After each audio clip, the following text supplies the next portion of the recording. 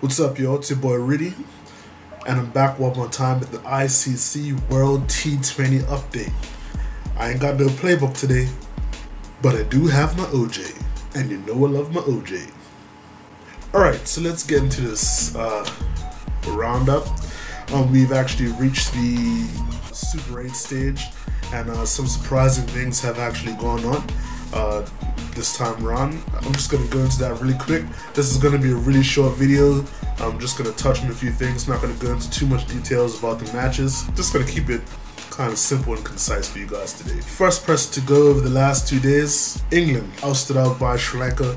Of course, once again, this was one of those matches where, as I said, spin by Sri Lanka was a huge factor. They ended up knocking out England, and England's gone. Number 2, New Zealand, they're out of here. Poor Tim Southee, he went in there when it was West Indies' turn. Well, New Zealand made 18, well, I believe they made 17 runs, and West Indies needed 18 to win, but they actually needed 17 to win because they scored more boundaries. Poor Tim Southee goes in there. He's got to go up against Gale. They had a strategy to try and nullify Gale, but what does Tim Southee gonna do? Pressure was on him. First ball, no ball, which Chris Gale sent flying over the ropes for 6.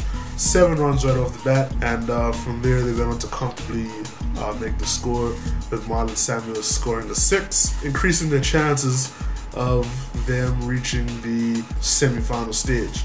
Now, in order for the West Indies to have qualified, they were at the Sri Lanka and England game. Was the game they were relying on. West Indies is through.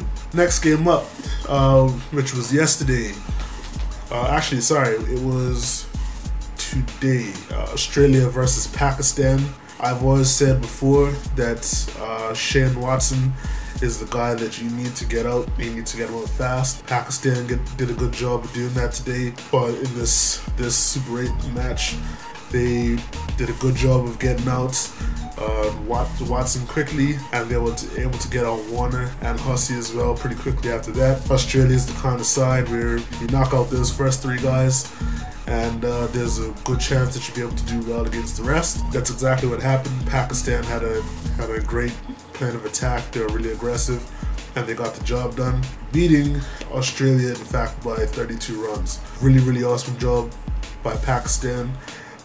They both end up going through, and in fact, because they beat Australia by such a huge margin, they were able to qualify themselves, which leads to the next 2, and a big surprise for me, which was India versus South Africa. Now, because Pakistan was able to beat Australia by such a huge margin that increased their net run rate, and I believe they were able to go ahead of India. So this, I think, in order for India to qualify, I don't even know if they were going to qualify regardless, but India had to get out. What happened was India had to get out South Africa for under 121. They had to restrict them to 121 and below to even have a remote chance of qualifying. They weren't able to do that. It ended up just being that India and South Africa, 2 of the teams that I said would be favorites to win this tournament, ended up getting eliminated. So that just leaves the 4 last teams for the semi-final. And who's that going to be? As I mentioned before, Australia, Sri Lanka, West Indies, Pakistan. That's going to be your final 4 going into the semi-final. The first game will actually be Sri Lanka versus Pakistan. That's going to be an interesting matchup. The next game on Friday, that first game will be on Thursday. The next game on Friday will be Pakistan versus West Indies. The losers of those 2 matches, I'm sure, are going to play either on Saturday or early Sunday for place, and then we'll have the 2 remaining teams playing for everything on Sunday. Now, personally for me, I'd like to see the underdogs both win their matches, which will be Pakistan and West Indies. I want to see them win their matches and have them in the final, because I think that's going to be West Indies' greatest chance to win this tournament. Having said that, they're going up against Australia.